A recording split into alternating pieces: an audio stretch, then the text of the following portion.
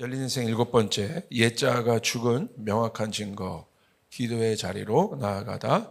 옛자가 죽은 명확한 증거, 기도의 자리로 나아가다. 우리 한번 선포하겠습니다. 천국의 문이, 구원의 문이, 생명의 문이, 회복의 문이, 치유의 문이, 우리 자녀를 향한 축복의 문이, 일터의 복이, 아멘. 믿습니다.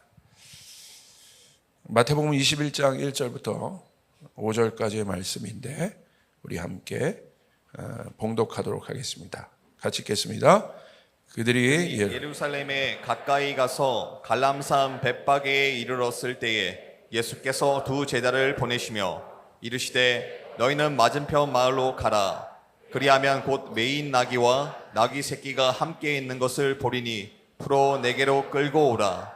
만일 누가 무슨 말을 하거든 주가 쓰시겠다 하라.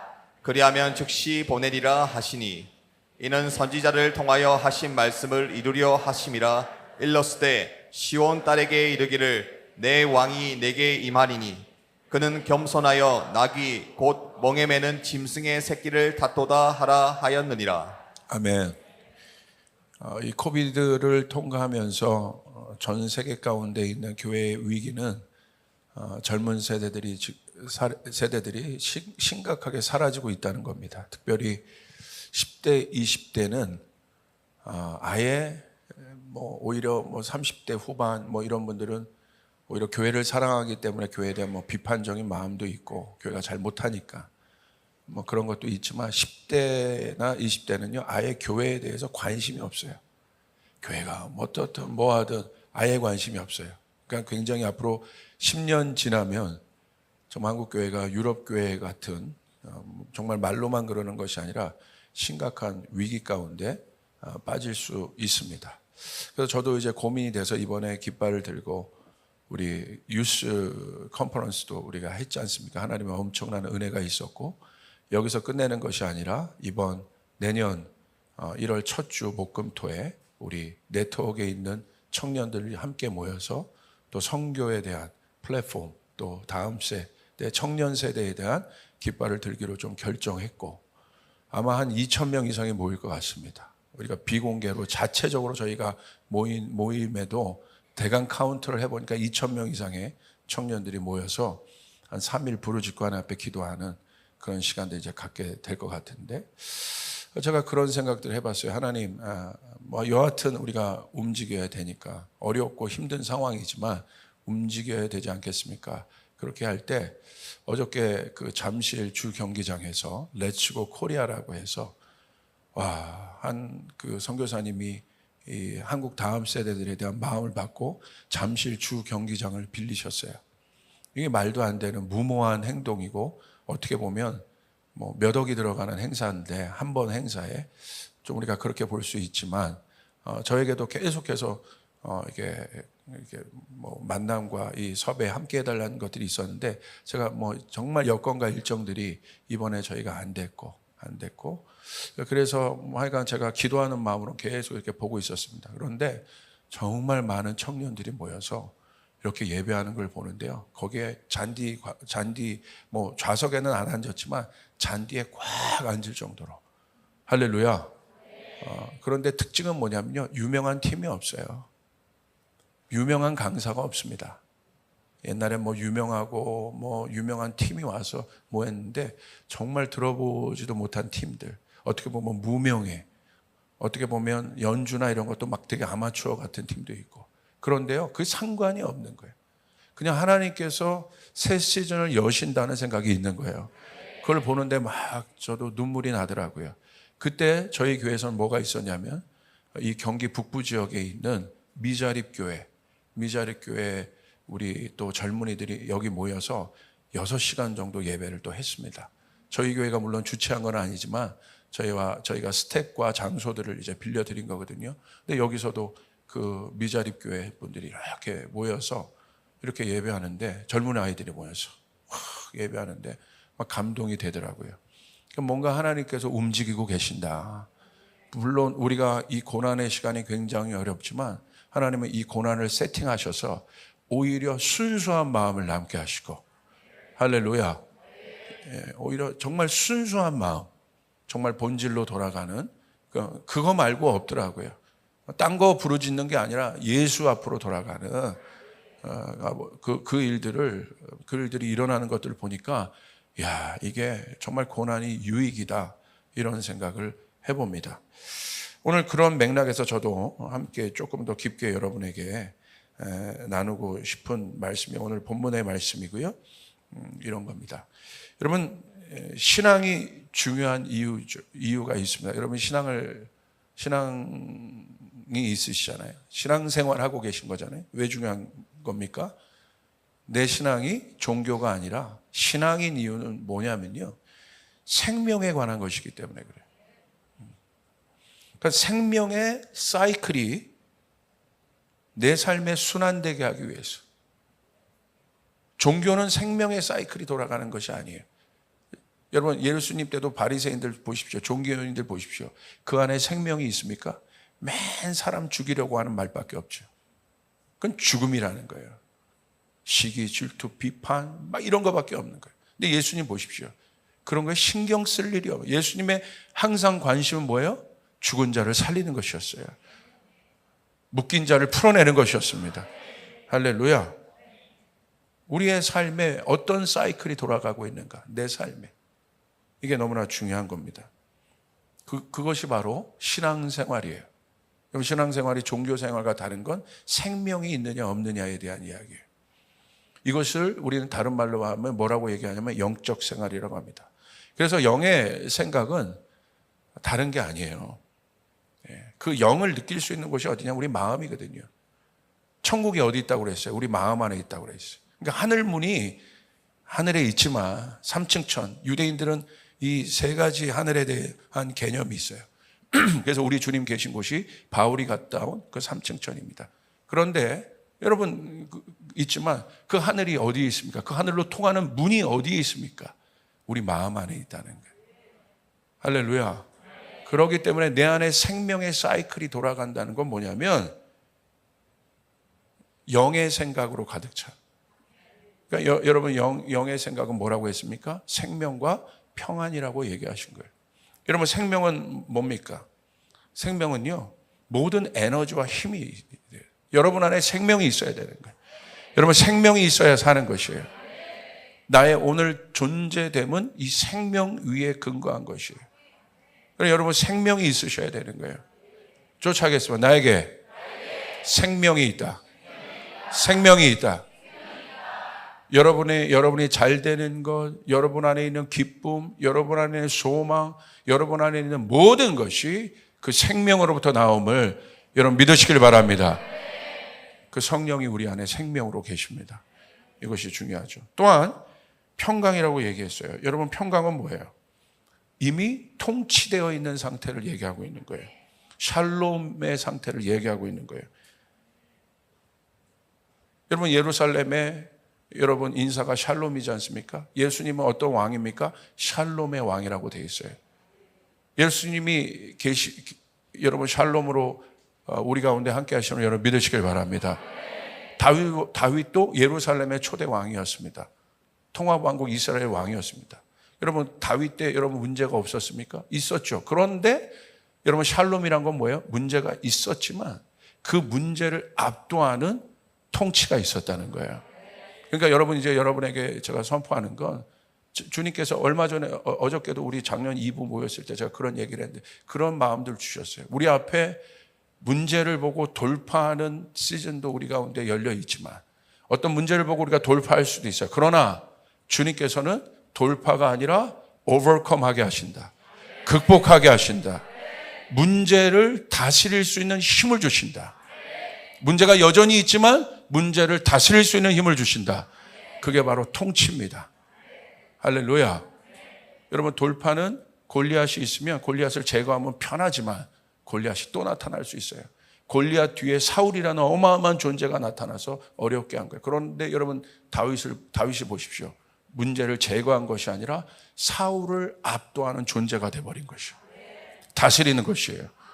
여러분 그 다스림이 여러분 가운데 있기를 주님의 이름으로 축복합니다. 그러니까 샬롬이라는 건 뭐냐면 내가 다른 존재가 되었다는 거예요. 샬롬은 왕의 캐릭터인 거예요. 평강이 있을지어다. 누가 얘기할 수 있어요? 왕이 얘기할 수 있는 거예요. 그러므로 여러분은 그 존재가 되어야 되는 거예요. 다른 차원의 삶을 살아야 되는 거예요. 영적인 삶을 살아야 되는 거예요. 할렐루야. 생명과 평강을 내 마음 가운데 지킬 수 있어야 되는 것입니다. 그래야 여러분이 승리할 수 있습니다. 그래서 여러분, 우리가 어떤 존재인지 잘 알아야 돼요. 이런 존재를 성경에서 뭐라고 얘기하냐면 종이라고 얘기합니다. 그러니까 우리가 이런 거죠. 결국 신앙은 뭐냐? 내가 주인 된 삶을 살 것인가? 생명의 왕이 되신 그분이, 예수 그리스도가 주인이 된 삶을 살 것인가? 그것을 아는 것이 신앙이에요. 그래서 여러분, 구원받으면 어떻게 됩니까? 다른 존재가 되는 거예요. 거듭나기 전에 나는 어떤 존재였습니까? 내 삶의 주인이 누군지도 도대체 몰랐어요. 그래서 내가 주인 행세를 하며 살았어요. 내 삶의 주인인 줄 알고. 그런데 거듭나고 보니까, 그러니까 내 힘으로 할 수 있는 게 많이 없거든요. 결국 한계를 경험하는 것. 내 돈으로, 내 능력으로, 내가 가진 권력으로 행할 수 없는 것들을 경험하게 돼요. 여러분, 나폴레옹이 위대한 왕이었지 않습니까? 알렉산더가 위대한 왕이었고 진시황이 위대한 왕이었잖아요. 그런데 여러분, 한계가 있었죠. 결국 인간은 그 한계를 보게 되어 있다. 그렇기 때문에 절대자를 찾게 되어 있는 거예요. 아멘. 그래서 예수님을 찾게 되었고, 여러분 예수를 만났고 거듭나서 다른 존재가 되었습니다. 그럼 다른 존재가 되었다는 것은 뭘 의미하냐? 내 삶의 주인이 내가 아니라는 거예요. 그게 다르다는 거예요. 뭐가 다른 거예요? 내가 교회 다니기 시작하니까 다른 거예요? 내가 성경 보기 시작하니까 다른 거예요? 여러분, 이단들도 성경 볼 수 있다니까요. 이단들도 교회 다닐 수 있어요. 신천지가 교회 안 옵니까? 교회 오지요? 교회 와서 교회 깨지요? 그것이 우리의 안정감이 될 수 없다는 거예요. 내가 다르다는 건 뭐예요? 내가 다른 존재가 되었다는 건 뭐예요? 성령이 내 삶을 주관하고 있다는 건 뭐예요? 내 삶의 주인이 내가 아니란 것을 알게 되는 거예요. 할렐루야. 그게 다른 존재가 되었다는 거예요. 그래서 이 종을 생각할 때, 여러분, 다른 말로 하면 뭐냐면요, 제자라고 얘기하는 거예요. 제자. 제자는 무엇입니까? 내 그물을 버려두고 예수를 쫓는 사람이 제자라는 거예요. 그러니까 제자가 되기 위해서는 내 그물을 버려야 돼요. 내 그물을 갖고 있으면 여러분 절대 주님의 제자가 될 수 없고 주님을 따라갈 수 없습니다. 그래서 주님을 따라가려면 옛자를 부인해야 되는 거예요. 자기를 부인하는 일들이 일어나야 돼요. 아멘. 그 사람이 제자인 거예요. 여러분에게 묻습니다. 여러분 제자입니까? 군중입니까? 이거는 신앙생활 20년, 30년, 50년 모태신앙 몇 대 생활을 했다고 해서 여러분 해결되는 문제가 아니에요. 오늘 내가 결단하고 내 삶을 뒤로하고 내 옛자를 버려버리고 십자가에서 내 옛자를 처리하고 생명 되신 그분을 쫓아갈 때 그 일들이 일어나게 되는 것입니다. 아멘. 내가 생명을 만드는 게 아니라는 거예요. 내가 어떻게 생명을 만들어요? 내가 어떻게 능력을 만들어요? 내가 어떻게 지혜를 만들어요? 우리 주님이 주셔야 되는 것이에요. 우리가 할 일은 뭐밖에 없습니까? 주님을 따라가는 것밖에 없다. 그게 제자예요. 그게 주도권을 드린 거예요. 우리는 그것을 잘 생각해 봐야 돼요. 바로 그 주도권을 드린 제자를 우리는 다른 말로 하면 종이라고 얘기하는 거고, 여기서 말하는 종은 노예가 아닙니다. 종은 뭐냐면요, 여기 성경에서 말하는 종은 신부라고도 얘기할 수 있고 아들이라고도 얘기할 수 있어요. 제자라고도 얘기할 수 있어요. 같은 말인 거예요. 같은 속성이에요. 한마디로 내 뜻대로 사는 것이 아니라 아들은 아버지와 함께 하는 것이고, 할렐루야. 신부는 신랑과 함께 하는 것이고, 종은 주인과 함께 하는 것입니다. 그게 중요하다는 거예요. 그러면 우리는 주님과 함께 해야 된다는 거예요. 아멘. 내 멋대로 하는 것이 아니라 주님께 물어보고 주님의 허락을 받고 가야 되는 거예요. 제 딸이 이제 고2인데 이제 고민을 하더라고요. 이제 내년에 고3이 되니까 아빠 어떻게 하지? 그래? 저는 생각이 좀 있어요. 아빠는 모든 것을 알고 있다. 할렐루야. 저는 나름대로 생각이 있는데 하고 싶은 말이 제가 있었어요. 그런데 뭐라고 했는지 아십니까? 아침에 제가 저희 딸을 데려다 주면서 이렇게 얘기했어요. 하나님 앞에 기도해봐. 네 삶에 중요한 거잖아. 아빠가 얘기하고 싶은 것이 있는데 아빠의 이야기보다 아빠는 네 삶을 주관하는 하나님을 믿어. 그래서 열흘간 작정 기도하라고 그랬어요. 아침 금식하며 기도하라고 했어요. 할렐루야. 그랬더니 약간 망설이더라고요. 그리고 10일 이후에 아빠와 이야기하죠. 저는 그래서 너무나 궁금합니다. 하나님이 뭐라고 저희 딸에게 이 작정기도 이후에 말씀하실지. 여러분, 부모님들, 자녀들 나약하게 보지 마십시오. 약하게 보지 마세요. 여러분, 아까 그 꼬마애가 눈물을 흘리면서 기도하는 거 봤죠? 제가요, 어른들이 울 때 별로 감동이 안 돼. 걔가 우는데 감동이 되더라고. 어른들도 감동이 됩니다. 아멘. 꼭 목사님 말을 해도 그렇게. 그런데 더 감동이 되는 거예요. 얘네들 죄 회개하라고 뭐 회개하는 줄 아세요? 엄마, 아빠 말씀 안 든 게 그렇게 잘못한 거야. 막 거짓말한 게 그렇게 잘못해. 막 우리 어른들은 거짓말을 막 밥 먹듯이 하는데 막 양심의 가책도 없이 하는데 얘네는 엄마, 아빠 말 안 들은 게 막 나는 죄인입니다. 얼마나 순수한 거냐. 얼마나 순수해. 그래서 여러분, 아이들에게도 하나님이 말씀하신단 말이에요. 아이들을 아이처럼 키우지 마세요. 할렐루야. 얘네들에게 물어보세요. 우리 가정이 나아갈 방향이 어디라고 너 생각해? 그럼 나름대로 애들이 말할 수 있습니다. 그런데 의외로 그게 답일 수 있어요. 할렐루야. 어른이 모든 것을 알고 있다고 생각하지 마세요. 성경에서 말하는 어른은 어떤 어른이냐? 성령 충만한 사람이 어른이라는 거야. 할렐루야. 여러분 믿습니까? 맞죠. 네. 그것이 중요합니다. 그래서 예수님이 친히 그렇게만 말한 것이 아니라 우리에게 본이 되어 주셨어요. 빌립보서 2장 6절 7절 우리 같이 한번 읽겠습니다. 시작. 그는 근본 하나님의 본체시나 하나님과 동등됨을 취할 것으로 여기지 아니하시고 오히려 자기를 비워 종의 형체를 가지사 사람들과 같이 되셨고. 자, 그 답이 예수님의 모습에 있지 않습니까? 예수님이 우리 가운데 인간의 모습으로 오신 이유는 딱 하나입니다. 모델이 되어 주시기 위해서. 그래서 여러분 예수를 따라 살아야 되는 것입니다. 아멘. 예수님을 따라 살면 승리하게 되어 있습니다.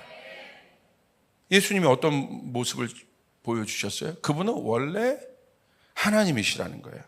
하나님의 본체시라는 거예요. 본질 자체가. 어마어마한 분이시죠. 하나님과 그러나 동등된 분인데 동등됨을 취할 것으로 스스로 여기지 아니하시고. 그러니까 예수님의 기본적인 이 땅에 온 예수님의 캐릭터는 뭡니까? 겸손. 여러분 명심하십시오. 하나님께서 쓰시는 사람은 누구냐면요. 겸손한 사람이에요. 하나님이 제일 싫어하는 게 뭔지 아십니까? 교만.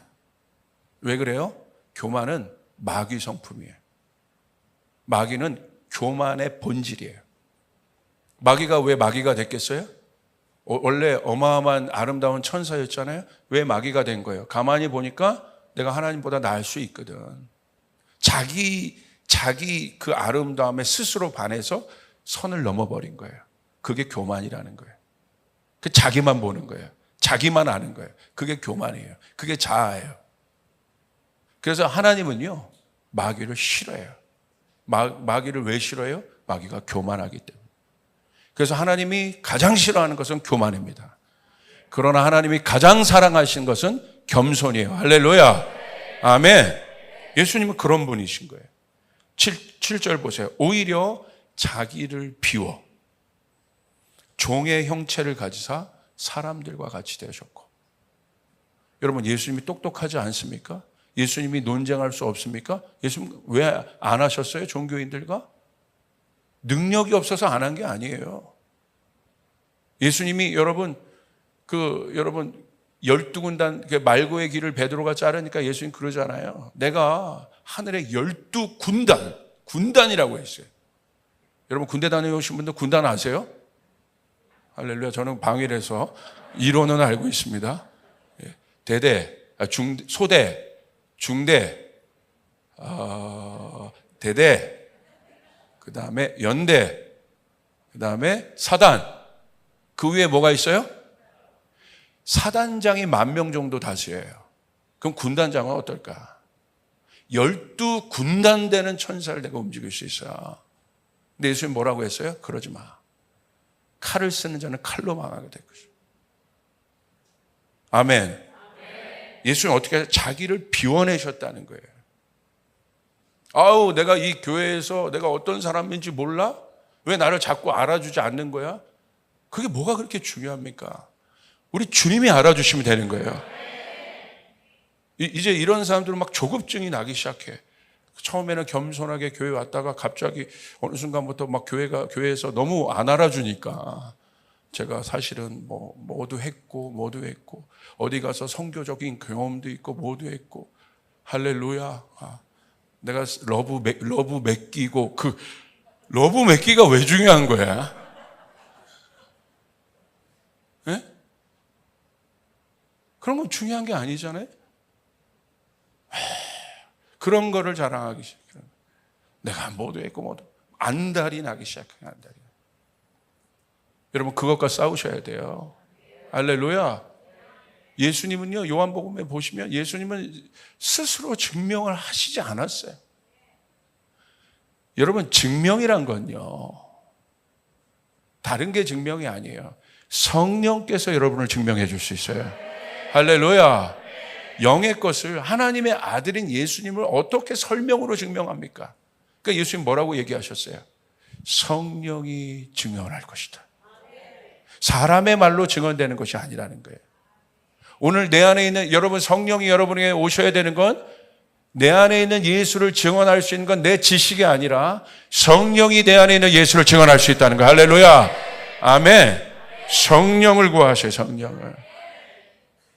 성령의 증거 앞에 사단은 떠나가게 되어 있습니다.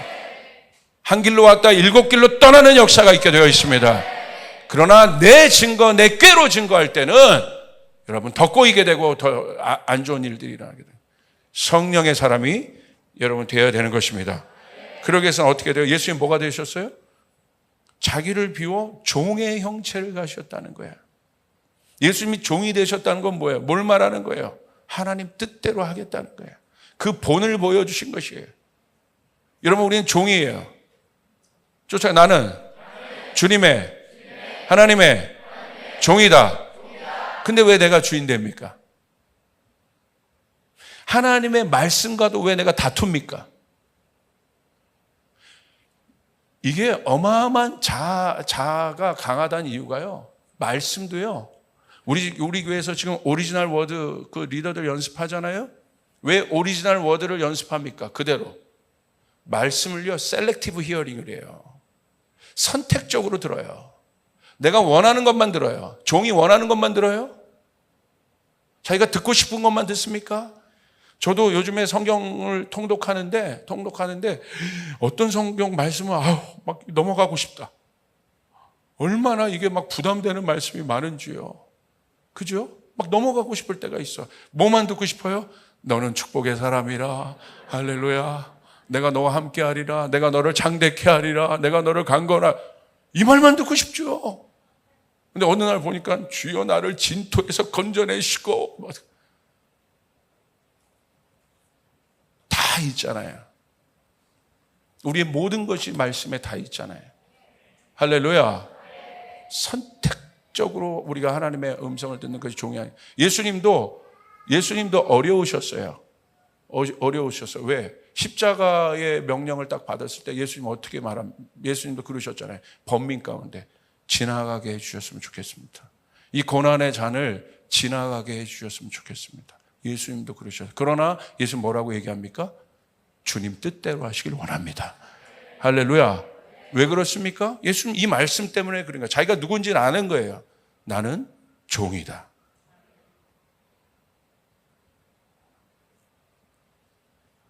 그래서 여러분, 제자의 첫 단계, 종의 삶의 첫 단계는 뭐냐면 예수님 어떻게 되셔? 자기를 비워 종이 되셨다는 거예요.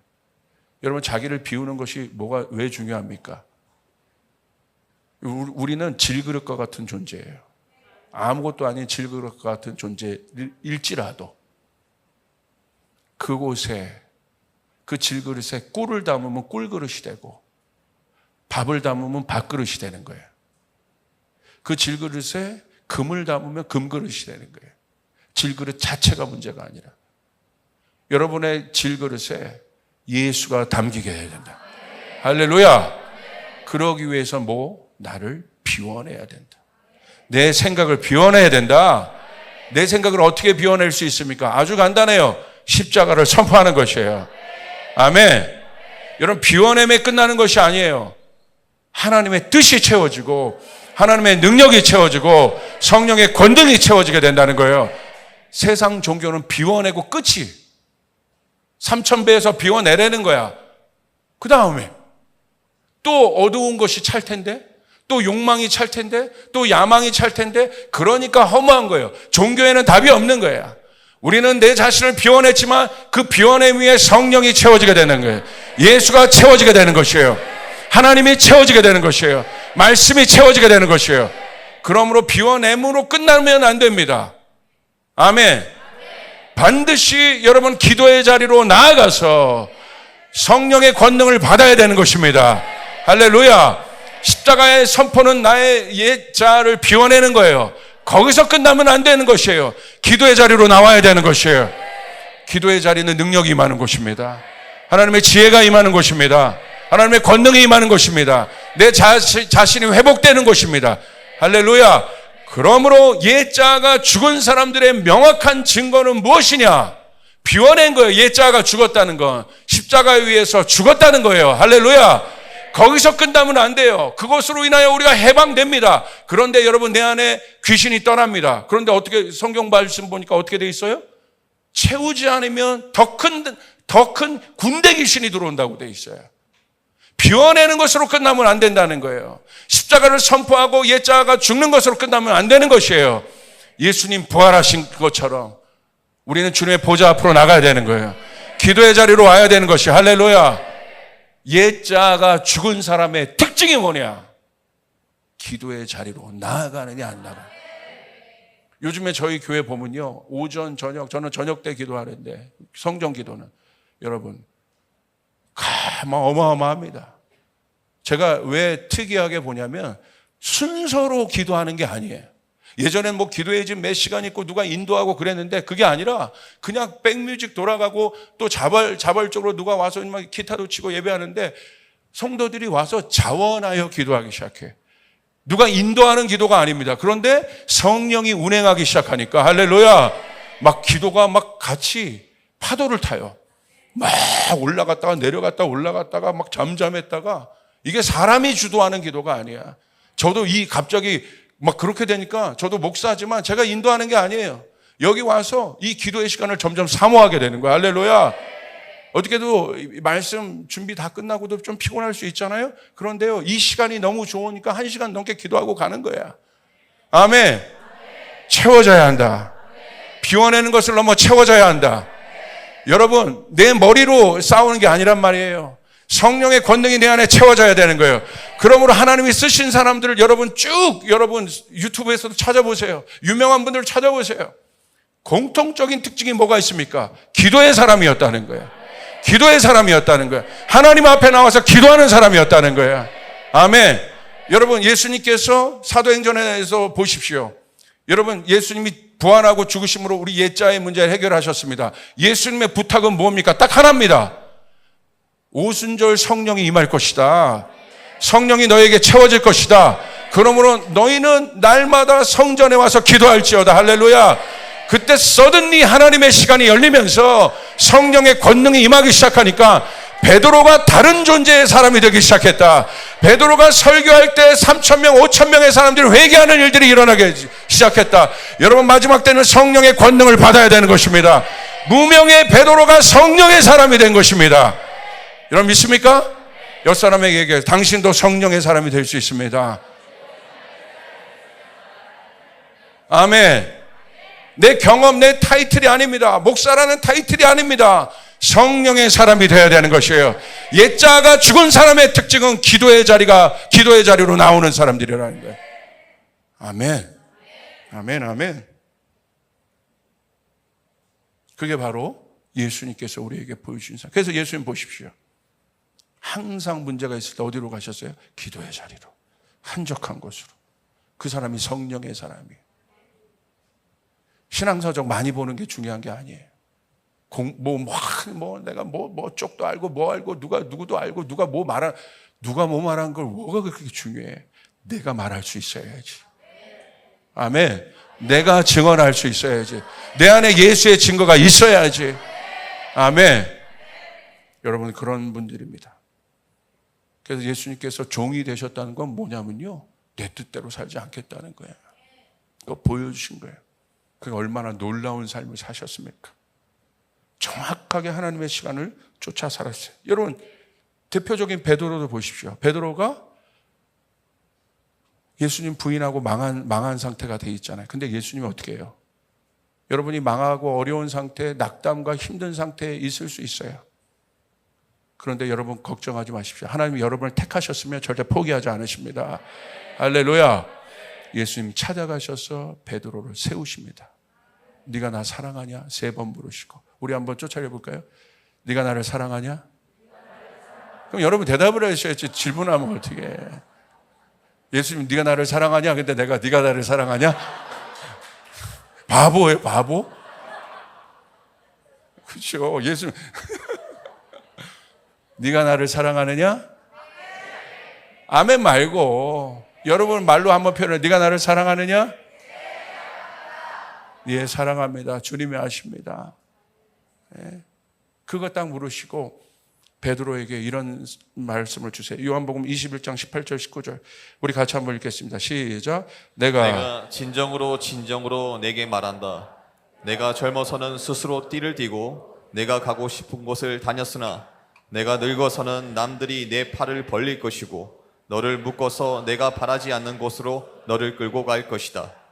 예수께서 이렇게 말씀하신 것은 베드로가 어떤 죽음으로 하나님께 영광을 돌릴 것인가를 암시하신 것이다.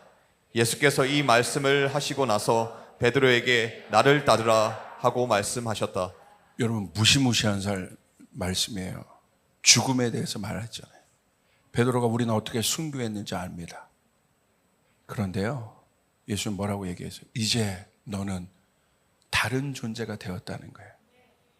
예전에는 네가 젊어서는 스스로 띠를 띠고 내가 가고 싶은 것을 다녔으나, 우리 작년 2부는 이제 그 젊음은 넘으신 분들이잖아요. 작년 1, 2부는 이젠 내가 멋대로 내가 살았으나 이제는 다른 베드로는 내가 늙어서는 성숙해져서는 남들이 내 팔을 벌릴 것이고 너를 묶어서 내가 바라지 않는 곳으로 너를 끌고 갈 것이다. 할렐루야. 그런데 베드로가 사도행전에 보면 그렇게 살잖아요. 어떻게 그렇게 살 수 있었습니까? 내 생각으로는 이렇게 못 살아요. 절대 광야로 들어가지 않고 성령이 때로는 감옥으로 집어넣어버리잖아. 고난의 일들을 막 펼쳐버리잖아요. 근데 베드로가 당황합니까? 예전에는요, 어린아이가 하나 와도 너 예수 믿지? 확 두려워가지고 막 이랬어요. 근데 베드로가 당황해요? 두려워합니까? 다른 사람이 돼버렸어요. 다른 존재가 돼버렸어요. 할렐루야. 너희가 나를 십자가에 못 박으려고 그래? 오케이, 내가 하나 더 해줄게. 나 거꾸로 매달아. 무서운 사람인 거예요. 세상이 두려워하는 사람인 거예요. 뭐가 무서운 거예요? 육신으로 생각으로 겁줄 수 있는 사람이 아닌 거예요. 마음에 예수가 있는 거예요. 할렐루야. 담대한 것입니다. 아멘. 네가 내 생명을 어떻게 할 수가 없어요.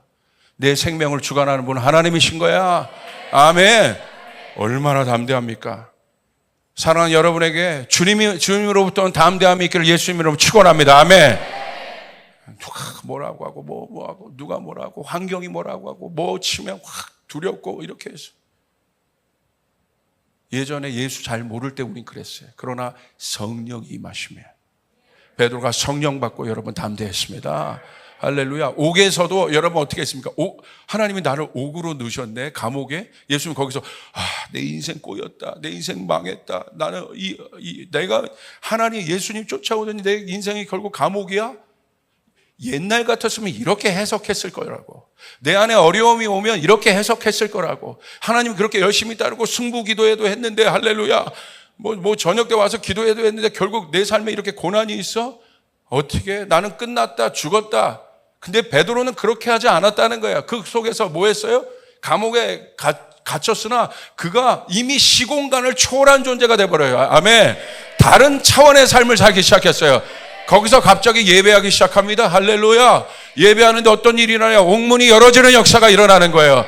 거기서 어떤 일이 일어납니까? 옥문이 열어지는 역사가 일어나고 묶였던 죄수들이 다 나오기 시작하고, 특별히 그것을 통해서 간수가, 하나님을 몰랐던 간수가 예수 믿고 구원받는 역사가 일어납니다. 그러므로 여러분 상식적으로 생각해 보세요. 그 베드로가 갇혔던 감옥은 축복입니까? 저주입니까?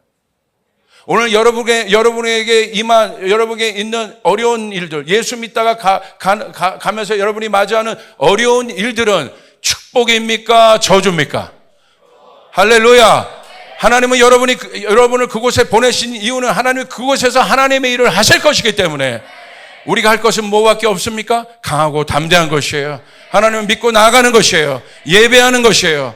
다른 것이 아니에요. 사람 의지하면 안 되는 거예요. 하나님 믿고 예배하기 시작할 때 하늘이 열리기 시작하는 것이에요. 아멘. 여러분 안에 열린 인생은 내 안에 있는 어떤 성공의 문이 아니라 하늘이 열려야 되는 것이에요.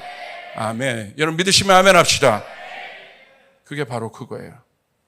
그게 바로 우리들이라는 사실을 기대하시길 바랍니다. 그게 안 되니까 자꾸 세상의 성공, 자꾸 육의 갈망을 가지고 사는 거예요. 육의 소원을 가지고 사는 거예요.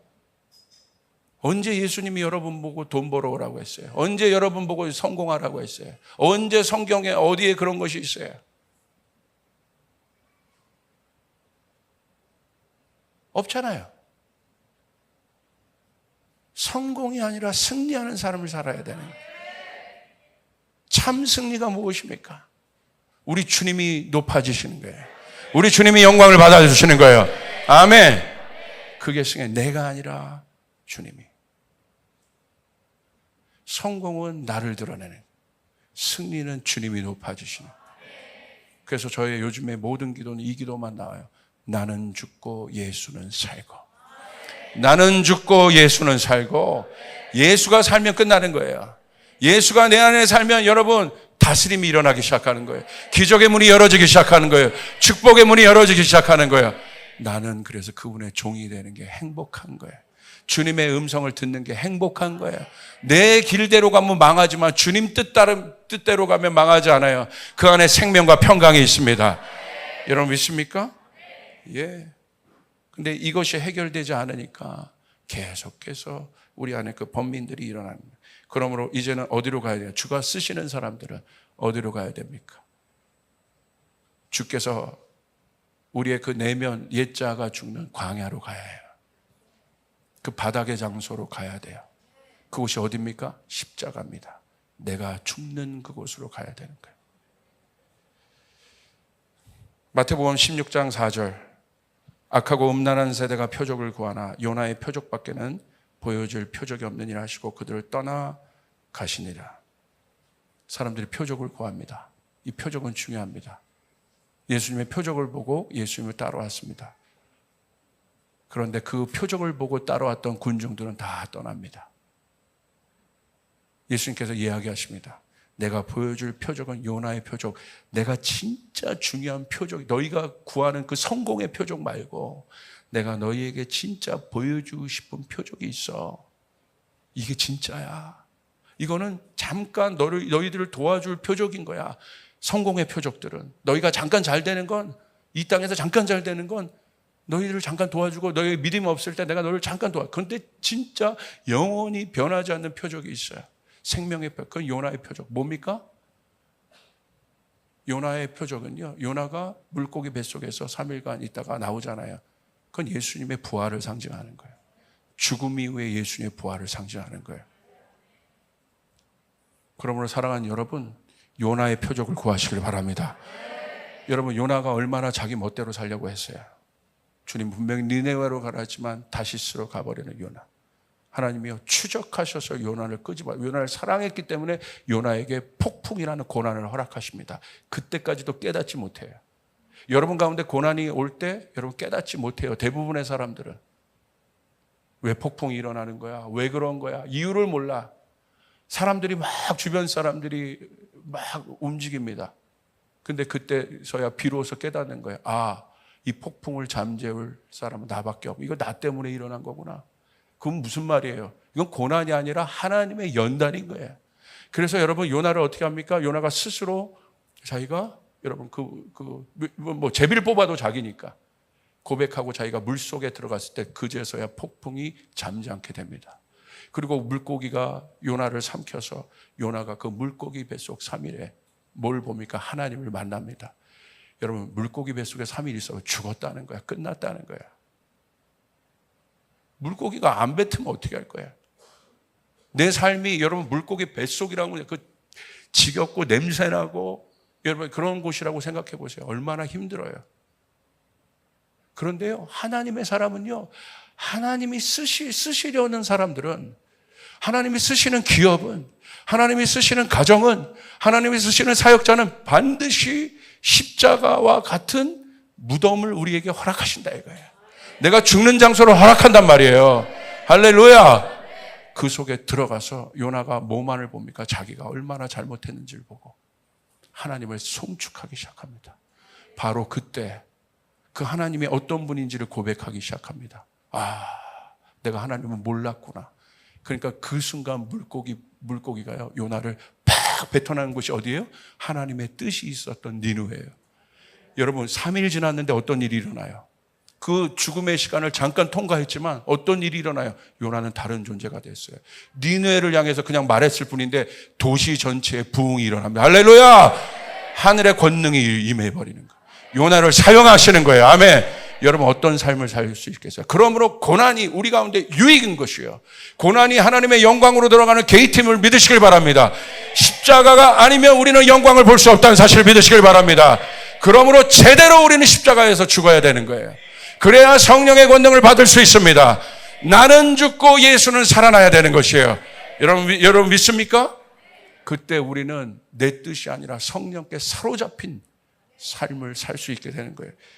자, 예루살렘 마지막입니다. 마지막 비유. 예루살렘으로 우리 예수님이 들어가실 때 왕의 신분으로 드디어 들어가시는 거예요. 모든 사람들이 예수님을 왕으로 송축했어요. 예루살렘은 끝이라는 거예요. 우리가 마지막 때도 큰 성 예루살렘이, 이 땅의 예루살렘과 위로부터 오는 새 예루살렘 성이 마지막에 합쳐집니다. 예루살렘이 끝이에요. 하늘의 예루살렘 성이 있어요. 그곳에 주의 백성들이 있는 것이에요. 그러므로 예수님이 예루살렘 성으로 입성하셨다는 건 그걸 보여주는, 내가 어떤 존재인지 보여주는 거예요. 근데 예수님이 어떻게 입성하셨어요? 그 영광의 길. 사람들이 드디어 다윗의 자손, 저분이 드디어 왕이구나. 드디어 눈꺼풀이 벗겨지고 예수님을 알게 되잖아요. 그리고 자발적으로 예수님을 송축하게 되잖아요. 여러분도 예수님을 알게 되셨잖아요. 여러분이 예수님이 여러분의 삶의 왕이라는 걸 알게 되셨잖아요. 할렐루야. 그런데 예수님이 그냥 혼자 가지 않으셨다는 거예요. 어떻게? 누구와? 나귀와 함께. 근데 이 나귀에 대한 말씀이 바로 마태복음 21장 1절부터 5절의 말씀이에요. 우리 같이 한번 읽겠습니다. 시작. 그들이 예루살렘에 가까이 가서 갈람산 벳바게에 이르렀을 때에 예수께서 두 제자를 보내시며 이르시되 너희는 맞은편 마을로 가라. 그리하면 곧 매인 나귀와 나귀 새끼가 함께 있는 것을 보리니 풀어 내게로 끌고 오라. 만일 누가 무슨 말을 하거든 주가 쓰시겠다 하라. 그리하면 즉시 보내리라 하시니 이는 선지자를 통하여 하신 말씀을 이루려 하심이라. 일렀으되 시온 딸들의 이르기를 내 왕이 내게 임하니니 그는 겸손하며 낙이 곧 멍에 매는 짐승의 새끼를 탓도다 하라 하였느니라. 아멘. 여기 중요한 말씀이 있습니다. 그 영광의 길을 가실 때 예수님과 예수님을 태울 사람이 누군가, 예수님을 태울 교회가 누군가, 예수님을 태울 사람들이 누군가 너무나 명확하게 얘기하고 있어요. 뭐라고 얘기하고 있습니까? 나귀 새끼를 갖고 와라. 근데 그 나귀 새끼 뭘 증명해 주는 거예요? 예수님이 겸손의 왕이라는 걸 증명해 줘요. 예수님이 명말을 갖고 오라고 하지 않았잖아요. 화려한 어떤 말을 갖고 오라고 하지 않아요. 초라한 나귀 새끼. 근데 이 나귀는 스가랴 9장 9절부터 10절에 보면 이미 예언된 거예요. 예수님이 어떤 분인지를 보여주기 위해서. 그러면서 예수님 뭐라고 얘기합니까? 누가 뭐라고 하면 주가 쓰시겠다라. 여러분 주님 앞에 쓰임받고 싶습니까? 여러분의 가정이 쓰임받고 싶습니까? 여러분 자신이 쓰임받고 싶습니까? 할렐루야! 그러려면 우리는 어떻게 해야 돼요? 여기 나와 있잖아요. 나귀가 돼야 되는 거예요. 주가 쓰시겠다라. 우리 조이풀교회는 주님이 쓰시는 교회가 되길 바랍니다. 그럼 뭐가 돼야 돼요? 예루살렘 성으로 예수님과 함께 그 영광의 예루살렘으로 입성하는 교회가 되길 바랍니다. 그럼 뭐가 돼요? 겸손한 나귀가 돼야 돼요. 여러분 나귀는 스스로 자만하는 사람이 아니에요. 그러니까 겸손한 사람은 기도한다고 그래요. 기도하면요 자만할 수가 없어요. 기도하지 않는 사람이 문제를 일으키죠. 기도하는 사람은요 절대 왜? 자기 뜻대로 살지 않으니까. 기도하면 성령의 권능을 받기 때문에 기도하셔야 되는 거예요. 할렐루야. 그 사람은 겸손할 수밖에 없어. 자기의 어떤 욕망을 해결해 달라는 여러분 무당과 같은 기도 말고 예수님만을, 예수님 뜻대로 살겠다고 기도하는 사람들, 성령의 권능을 구하는 사람들, 나는 죽고 예수만 살기로 기도하는 그것이 기도 제목인 사람들, 그런 사람들은요 여러분 저도 목회를 하면 할수록 얼마나 부족한지 모릅니다. 제 안에 문제거리만 더 보여져요. 옛날엔 참 교만했구나. 하나님께서 허락하신 이 죽음의 시간들을 통과하면서 그게 보여줘요. 내가 하나님 의지하지 않고 살았구나. 하나님 의지하지 않고 목회했구나. 하나님 의지하지 않고 내 머리로 살았구나. 그리고 결국 하는 말이 뭐밖에 없냐면 저는 나귀일 뿐입니다, 주님. 선교 어마어마한 역사들이 우리 교회에서 일어나고 얼마나 많은 열매들이 2022년에 일어나고 있습니까? 청년들이 일어나고 그것들에 대해서 깃발 들기 시작했고 얼마나 그 어떤 해보다도 막강한 사역들이 일어나고 있습니까? 그런데 고백은 뭔 줄 아십니까? 나는 나귀구나. 나는 아무것도 아니구나. 저기 목사 되는 것도 싫어했던 개척교회 목사 아들이 그냥 주님의 이끌림에 의해서 여기까지 왔는데 보니까 이런 놀라운 성도들이 있고 좋은 예배팀들이 있고 달려가자면 달려가는 사람이 있고 우리 지금 터키의 레베카와 김대원 목사는 맨날 오히려 저를 위해서 중보해주고 있고 제가 전화를 했더니 김대원 목사 터키 이발소에서 머리를 짧게 짧고 하더라고요. 그래서 머리를 짧고 목사님 근데 완전 무슨 날라리 같아요. 할렐루야 막 근데 더 멋있어졌어. 근데 거기서 막 사가 나서 막 예배하고 이제 다음 달 가면 우리가 석교에서 우리가 그렇게 그렸던 저 미션 베이스가 예배 센터가 만들어지고 얼마나 많은 열매들이 있습니까? 얼마나 많은 하나님의 역사들이 있습니까? 그런데 주께서 고백하시게 하는 건 나귀구나 나는. 할렐루야. 근데 나귀가 드디어 왔어요. 누가 끌고 간 거 어디 가는 거예요? 막 속으로 궁금한데 그냥 와. 언제 나귀에게 설명해줘요? 설명 안 해줘. 말들 정도야. 막 모두 먹이고 막 닝길도 마치고 다닐 때도 말들은 싸가지 없이 막 이렇게 다니고 막 거만하게 막 이렇게 다니는. 나귀는 야 그냥 와 너 그냥 누가 불러 너 와. 그래 가는 거야 뭐. 그런 나귀를 누가 타는 거예요? 갑자기 누가 탔는데 느낌이 달라. 와 이분 누구야? 나에게 짐이 맨날 나는 짐만 얹어놓고 왔는데 다른데? 예수님인 거야. 아직까지 잘 몰라. 예루살렘 성으로 입성하는데 갑자기 사람들이 자기들 한 번도 받아보지 못했던 맨날 움직여 이래 더 막 얹어주고 막 그런 소리만 들었는데 갑자기 종려나무 가지를 흔들고 호산나 왕이여 영광을 누군지 아직도 모르는 거야. 그냥 가는데 막 나귀가 놀란 거. 와 내가 이런 존재였어 할렐루야 막 그런데 누굽니까? 아, 그때 깨닫는 거야. 예수님이시구나. 그때부터 이제 장난이 아닌 거죠. 두려워지기 시작하는 거죠. 와, 내 등에 왕이 타셨어? 저 왕이 타셨어? 저분 때문에 내가 영광을 받는 거야? 내 힘이 아니구나. 할렐루야. 그 다음부터 마귀가 자기의, 마귀가 아니라 나귀죠. 그 다음부터 마귀와 나귀는 다릅니다. 그 다음부터 나귀가 온 초점을 예수님이 붙잡고 있는 이거 뭡니까? 곱비에 집중했을 것 같아. 자기가 잘난 사람들은 여러분 주인이 붙잡고 있는 곱비에 별로 집중하지 않아. 내가 가는 거야. 그냥 타세요. 내가 갈 때 갈 테니까. 알았어요.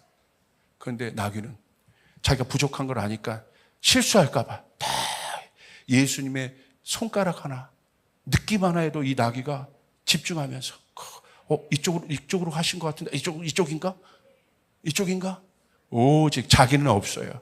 예수에게 모든 감각들이 예수에게 맞춰진 그 사람이 나귀이고 우리 교회가 그 나귀가 되길 바랍니다. 할렐루야.